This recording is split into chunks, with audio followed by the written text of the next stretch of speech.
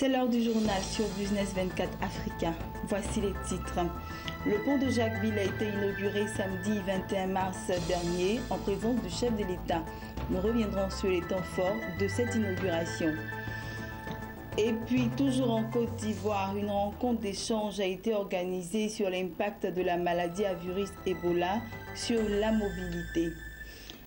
Voici pour le sommaire. Mesdames et messieurs, bonsoir et bienvenue sur Business 24 Africa.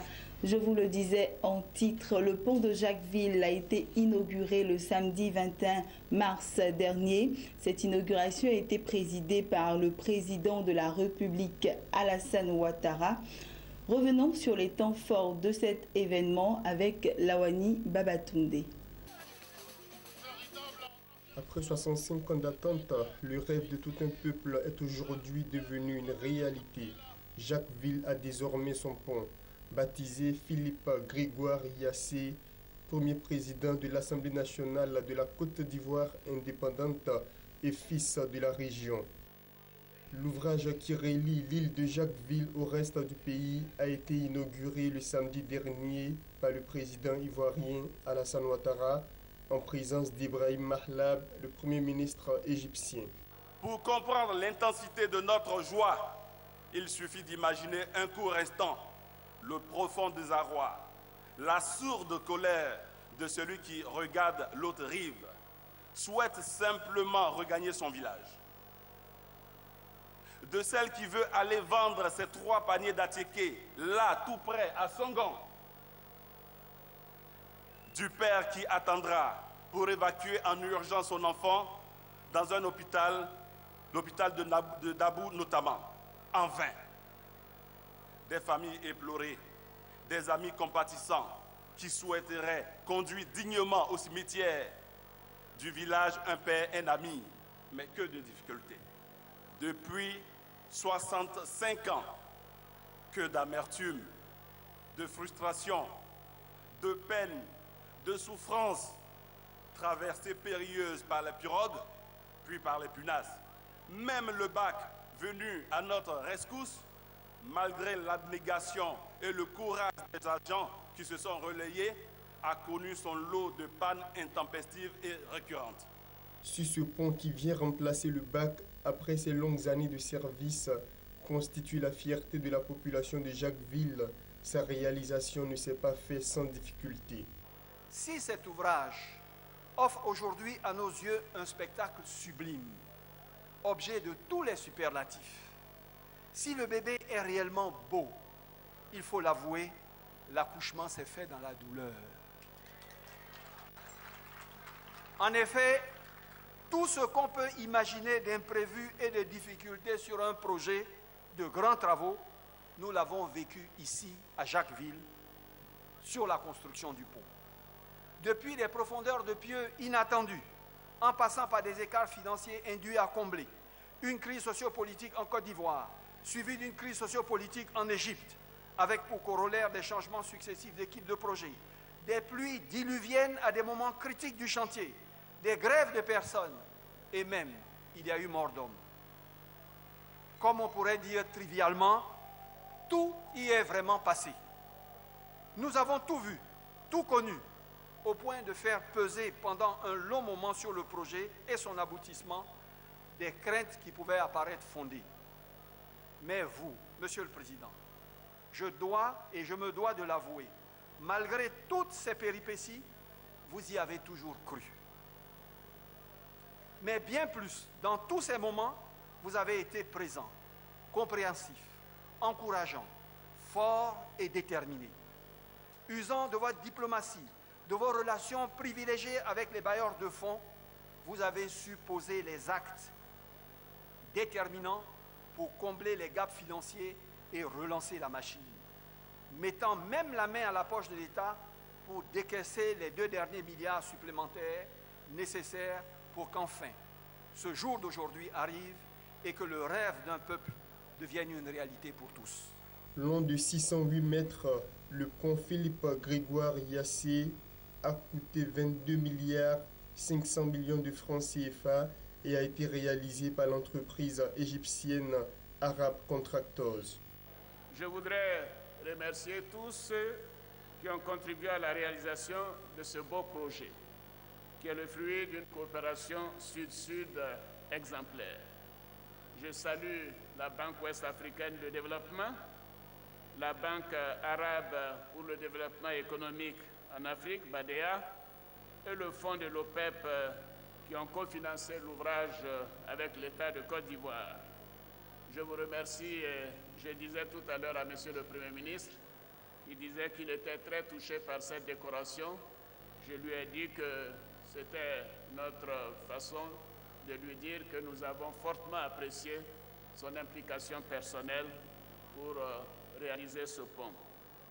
Comme sans doute vous le savez, le paiement de la part de l'État a été financé sur nos ressources propres pour un peu plus de 7 milliards et sur un appui budgétaire du contrat CDD conclu avec le gouvernement français. Ce pont va enfin accélérer le développement de Jacquesville. La ville a été enclavée à la faveur de la percée du canal de Vridi pour la construction du port d'Abidjan en 1935. Un sacrifice historique pour le développement économique de la Côte d'Ivoire. La réalisation de ce pont vient donc réparer ce qu'on peut qualifier d'une injustice sociale qui dure depuis l'époque coloniale, surtout qu'il n'est pas un pont à péage. Restant toujours à Jacquesville, les populations n'ont pas voulu se faire raconter cet événement. Ils sont venus nombreux assister à cette inauguration. Notre reporter a recueilli pour vous leurs impressions. Regardez. Depuis 65 ans, Jacquesville n'a pas évolué, n'a pas avancé. Nous avons fait ce sacrifice uniquement pour que la Côte d'Ivoire se développe. C'est tout à fait normal qu'en retour, nous puissions avoir le pont. Certes, qui n'est pas venu beaucoup plus rapidement, mais qui vient un peu en retard. Mais il vaut mieux tard que jamais. Et maintenant que nous allons amorcer notre développement, vous allez voir que nous avons de belles plages et que tout le monde, au lieu d'aller ailleurs, viendra chez nous. Nous allons aller maintenant rapidement sur Abidjan et nous disons que le pont, c'est de l'argent que nous allons rattraper. Ce pont-là, c'est notre argent que nous allons rattraper. Nous sommes dans la joie et notre premier sentiment, c'est un sentiment de reconnaissance au Seigneur qui a permis à nos autorités de l'État de Côte d'Ivoire de soutenir le département de Jacquesville qui durant 65 ans a souffert, qui était coupé du reste du monde. Et c'est pour nous une joie. Nous disons merci au Seigneur. Nous prions que ce pont soit véritablement un instrument au service du développement et le vrai développement à la gloire de notre Dieu. Nous sommes très très contents puisque nos parents ont vécu ici, comme vous l'avez dit, depuis en 50. Nos parents sont arrivés ici. Ils ont pagaillé pour aller à Abidjan. Et après, il y a eu Pinas et après, il y a eu Bac. Aujourd'hui, nous qui sommes la nouvelle génération, nous avons eu le pont. Vraiment, nous disons que, Alhamdulillah, Rabbil Alamin, au nom de la communauté musulmane, nous disons merci à Dieu, merci au président de la République et merci à toutes les autorités de Jacquesville. Vraiment, nous sommes très très contents. Quand on voyage pour prendre le bac, ça nous retarde. Mais avec le pont, Dieu merci, ça va aller. Les marchandises vont sortir, vont rentrer, les trucs seront moins chers sur le marché. Pour moi, ce fut une très grande joie d'avoir participé à la construction de cette œuvre que nous voyons tous ici, que nous réunissons tous ici aujourd'hui. Et je dis merci à Dieu d'avoir donné cette idée à nos dirigeants. Et toute autre chose à présent, un an après son déclenchement en Afrique de l'Ouest, la maladie à virus Ebola a fait de nombreuses victimes. La barre des 10 000 morts a même été franchie récemment. À côté de ces victimes, cette épidémie a effondré l'économie des pays les plus touchés, notamment la Guinée, le Libéria et la Sierra Leone. Ici en Côte d'Ivoire, une rencontre d'échange vient d'être organisée par le club Mobilité pour mesurer les conséquences de la maladie sur l'économie ivoirienne. Lawani Babatunde. L'impact de la maladie à virus Ebola en Afrique de l'Ouest continue de préoccuper scientifiques, économistes et sociétés civiles.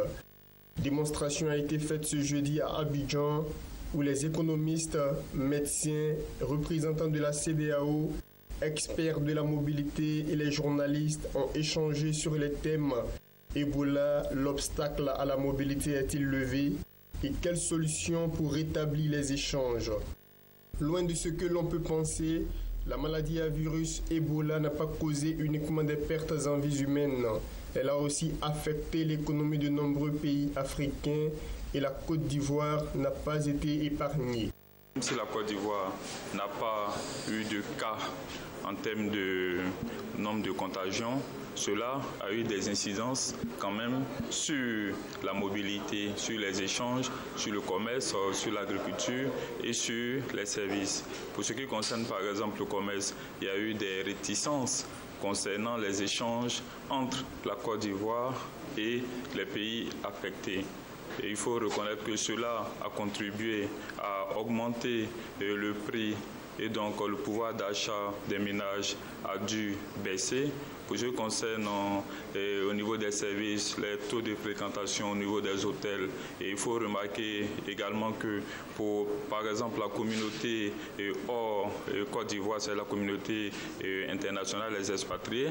Et ceux-là, pensant que l'Afrique est un pays, et au niveau du tourisme, il y a eu quand même une baisse au niveau des touristes en Côte d'Ivoire.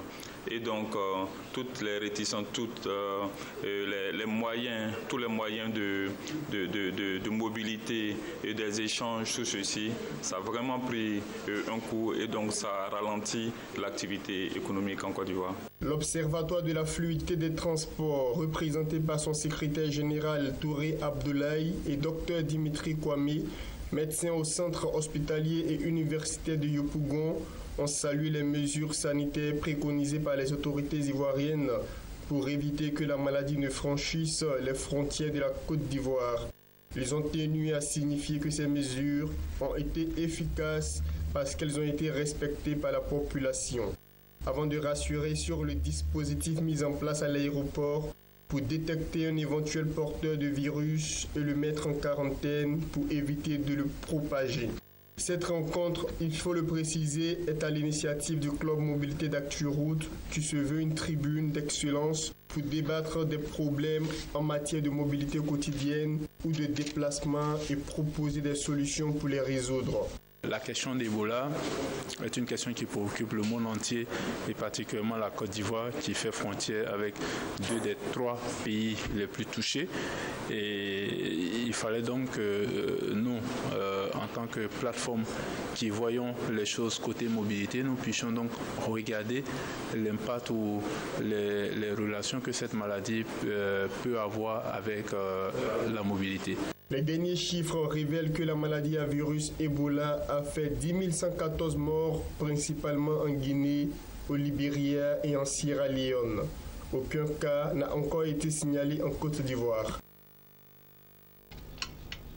Ailleurs en Afrique, précisément au Ghana, l'agence de notation américaine Moody's a dégradé la note souveraine du Ghana, passant de B2 à B3 avec des perspectives négatives en raison du poids croissant de l'endettement du pays, de la persistance des grands déséquilibres budgétaires et de la chute de la monnaie nationale, le cedi. Il faut noter que c'est la 2e fois en un an que l'agence américaine abaisse la note souveraine de ce pays. Continuons toujours en images. Plus de 20 ans après avoir suspendu ses vols à destination de l'Algérie pour cause de terroristes, la compagnie suisse International Airlines est de retour. À partir du 27 juin, elle desservira l'aéroport international Ouairi Boumedienne et cela 3 fois par semaine. Et nous continuons avec cette autre information. Le géant pétrolier anglo-néerlandais Royal Dutch Shell a cédé sa part de 30% dans un bloc pétrolier au Nigeria pour 737 millions de dollars à une compagnie locale répondant aux souhaits des autorités du pays de développer les entreprises nationales. L'opération relevée en août 2014 vient d'être finalisée selon Shell. Et ceci met fin à ce temps d'information. Bonne suite de programmes sur Business 24 Africa et surtout portez-vous bien.